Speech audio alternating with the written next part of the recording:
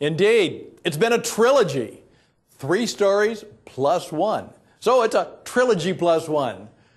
Part 4, and how you can inherit the future. You can capture the future because, as I say, the future belongs to the storyteller. If you want to have more fun, if you want to market you, if you want to build a business, if you want to make a difference in the world, you need to learn how to tell stories and how to listen to stories. Today we're going to talk about that. And we're going to talk about how you, when someone says, I don't want to, you can deal with those objections to who you are and what you do. Not by saying, well, you're wrong, but by simply saying, let me tell you a story. That's part 4, as we finish up with the final of the 4 on storytelling for you.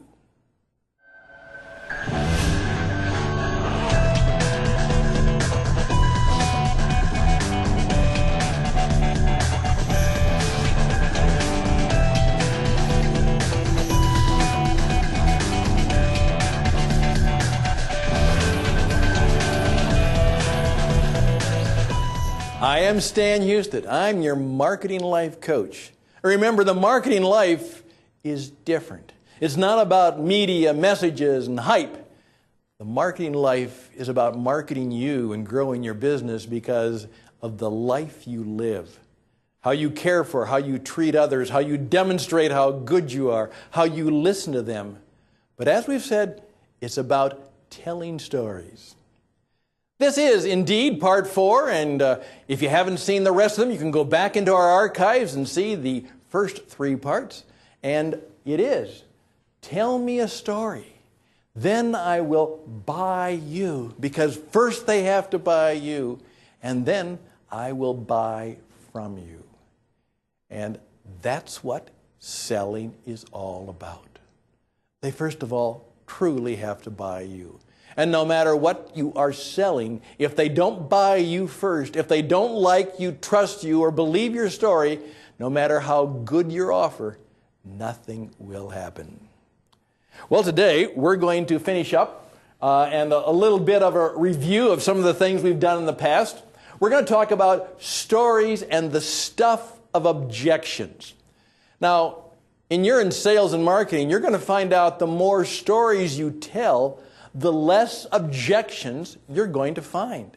People tend to go with it, and if they're into the flow of the story, and if you've done it well, they make a good decision. But from time to time, we're going to run into people who simply object to the offer we have and the sale we're trying to make, and we're going to teach you a new way to deal with those things which we call objections. Now, a bit of a reminder is just that. Remember that you're always telling your story. Please, when you walk in, I want to know why you are in front of me. Why do you care? Why are you in this business? What brings you in front of me? Is there something you care deeply about? Or are you just trying to make some money off of me? I'd like to know. And you know what? As my friend Stephen says, he said, Stan, if you're not real and if you're not authentic, they can smell it. And so, tell me your real story. Be honest and good and true. A story that brings me in front of you so that I can better understand you and what you're about. And then ask me my story. Find out what I'm about. Oftentimes in the business we're in, we talk about finding the facts. And I say, don't find the facts. Find the stories. It's not about the facts of money and everything else. It's about the stories of hopes and dreams and aspirations. It's like those old men in our first part, the Dream Rangers, who wanted to have a better story. And they told and lived out a better story. So, remember your story. And then when people say, what do you do? How have you been useful to people? I mean, if you've sold insurance, don't tell me about insurance policies. Tell me about how people have benefited from you. Tell me about people who've enjoyed their car. Tell me about people who have found it helpful and useful. because you came into their life. That's the only thing I can really believe. For the most part, I don't understand what you're talking about. I went into a store and this guy was really smart about all of those high-def stuff and all of those electronic stuff. And he talked to me, and boy, I was impressed by how smart he was. In fact, I was a little bit intimidated by him. But you know what? He never asked me about what I wanted to watch or why I cared. And he never told me stories about people who enjoyed themselves and parties and friends because they used the stuff that he had. He didn't tell me how he and the things that he was offering were useful to me or to anybody else. And here's my definition of useful. It's something in which I can feel something that I want. It is, I've been able to experience something that I'd like to experience. And I can do something. I oftentimes remind people, help people, understand, talk to them. What do you want? And tell stories about what they're going to feel. And you say, Stan, it's not about feeling, it's about facts. My friends, it's about feelings. The first sale is always a feeling sale. And then it's about what kind of an experience they can have. And then if you want to get down to the real hard facts of it, what can they do? But it's feel, a good experience, something memorable, something that's helpful, something that's useful, something that I can do. And don't tell me that. Tell me a story so that I can discover feelings, experiences, and do. Now, unfortunately, you're also going to tell stories of sadness. You know what? Scott Peck, years ago, in a book called The Road Less Traveled, said, life is difficult. And I remember that. And you know that. An expression I sometimes use, if pain were water, the world would drown. There's a lot of pain out there. And particularly right now. You know, we think about all the things that have gone on, and war, and tsunamis, and floods, and the difficult economy that we're in. Times are difficult. Life is difficult. It's challenging. There's a lot of people out there who are going through difficulties. And you need to tell stories of sadness about how people are dealing with tough times and how things have gone wrong, but hopefully you're also telling them about how their things might be better, and sometimes why they need to do something. You know, I'm very sad to tell that one man, and I remember this so powerfully so, and it tells everything.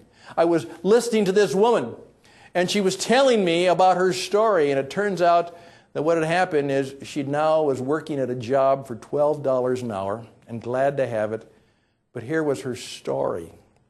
In effect, she had a good job. Her husband decided to start a business, an auto glass business, and so she quit her job and they worked their tails off, went deeply in debt, and really gave it all they had to build this new business. And one night her husband was coming home late from the shop, and the weather was a little iffy, and he lost control on his Harley Davidson and smashed into a tree. And he was killed. And there she was, all by herself.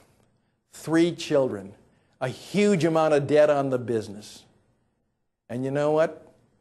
It was sad to say he didn't have any insurance. And there she was, all alone. I take it back. She got $15,000. He had insured the Harley, but he hadn't insured his own life. Oh my goodness. And at his age, $500,000, $1 million in term insurance would have been a fraction of the payment on a Harley. That's a story of sadness, but I can learn from that. And you don't have to preach to me about, you better buy insurance. You can just tell a story of something that went poorly. And I tell that story because it challenges me. And I felt so bad for her and sad for her. And I was glad that there was someone coming alongside of her who was trying to help her out. But there's a lot of stories like that. So keep that in mind.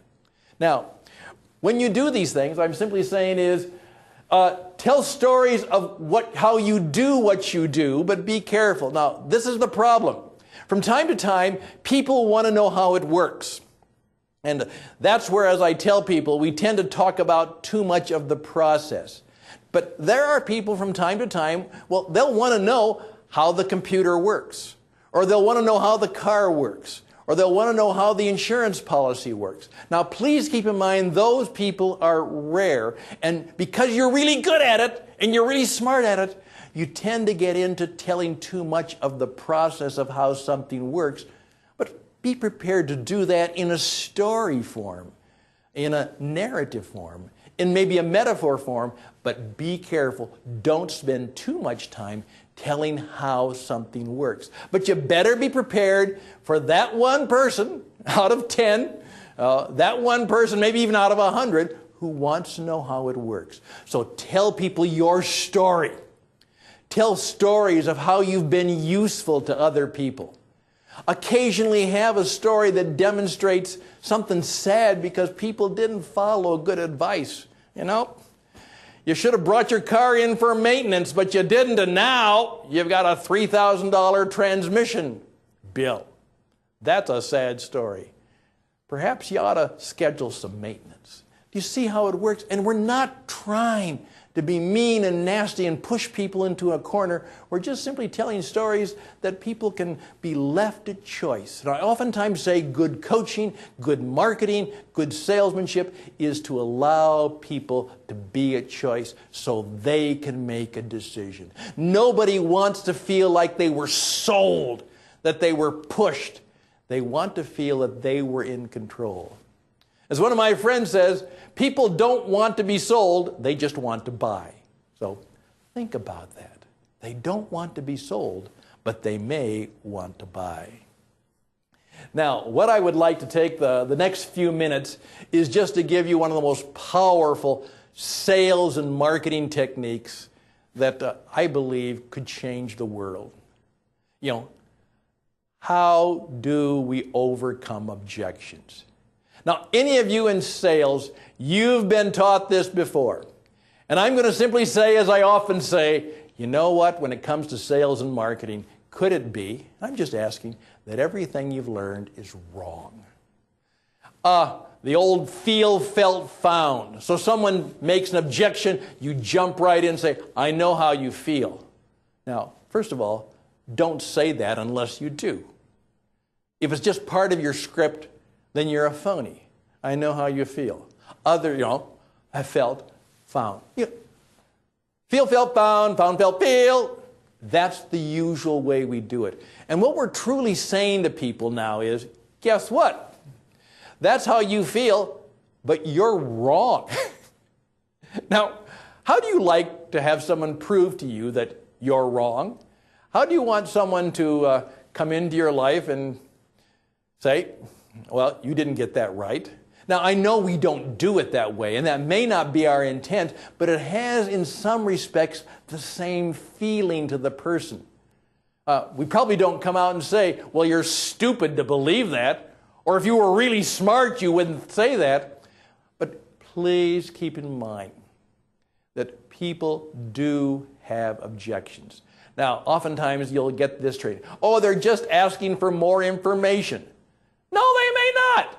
There's a good chance that they just don't want what you have.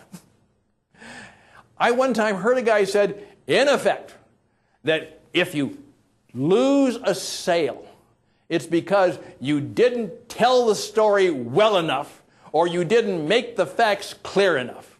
You didn't, in effect, give them enough information. No.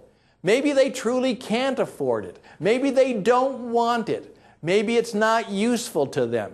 Maybe it is useful to them, but they've just decided they want to do something differently. Please be informed that you cannot make every sale, nor should you.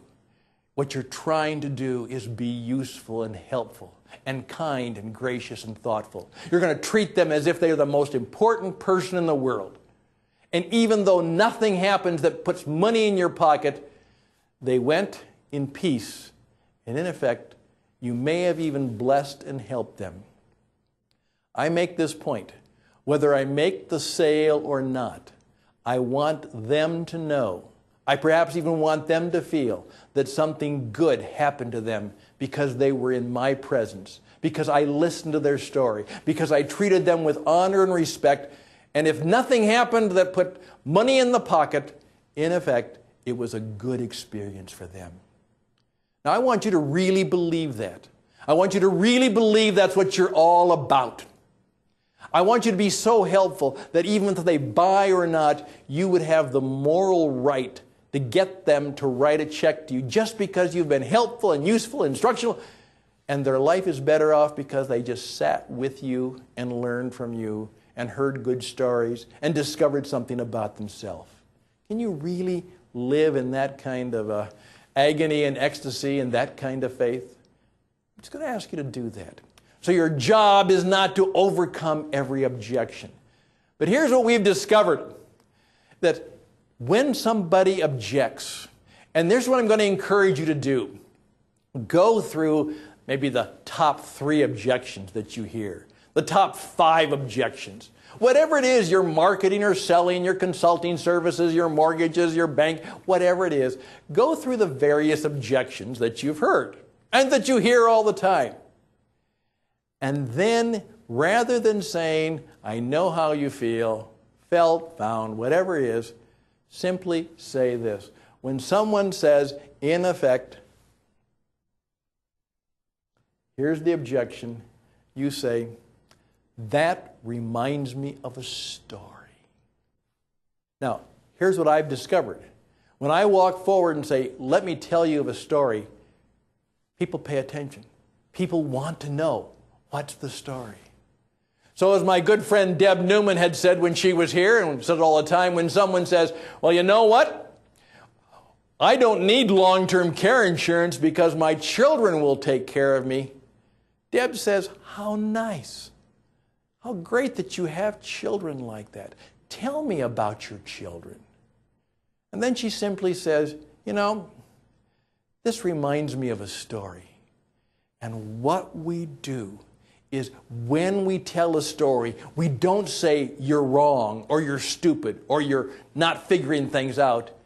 The story allows people to compare their life experience to the story you've told them. And supposedly when someone says, my children will take care of me, they hear about a story where the child wanted to take care of their elderly parent, but it didn't work out. And it's a sad, sad story. And you know what? They then say, maybe I shouldn't count on the fact that my children will take care of me. In effect, people discover the truth for themselves. Now, I want to emphasize that. The great thing about stories is stories are true. Stories are about life. They're true. Now, I say with a smile, all of my stories are true. They may not all be real, but they reveal a truth.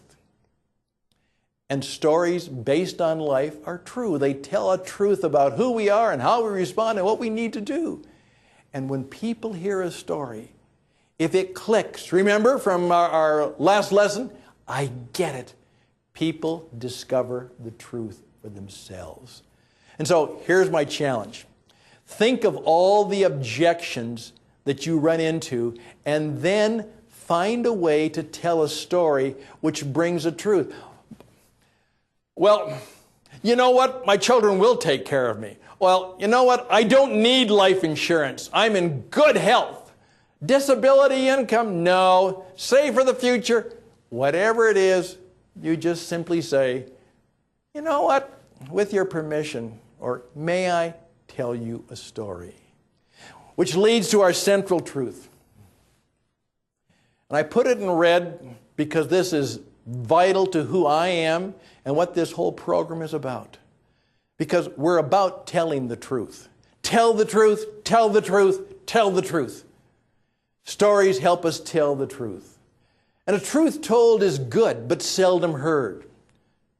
A truth revealed, that means you showed it to me, has greater yield. You can tell me the truth. It's true, but I don't listen too well. But if you show me a truth, it has greater yield. But a truth discovered is best of all. And of course, try this with your children. Try it with a bad client or customer. A truth imposed is not truth at all. You cannot impose your truth on another person. Even if it's true, if you impose it, it's not true. Someone convinced against their will is of the same opinion still. And what happens in the power of telling stories is that you allow people to be at choice, to be free and independent, and discover the truth for themselves. I hope that this series of 4 lessons has helped you to discover the great truth that has changed my life and changed my business, and that is, storytelling is indeed the only effective means of communication. And if you want to build a business, market you, and achieve great things, you will truly discover that the future belongs to the storyteller, and you'll stop selling and you will start telling. Telling good stories. Telling stories that move people to action, move them to a better place, and help them make a better world for them. I'm Stan Houston. I'm your marketing life coach, thanking you for listening and being part of our storytelling experience. I wish you all the best and blessings. And until next time in our next series of stories, bye for now.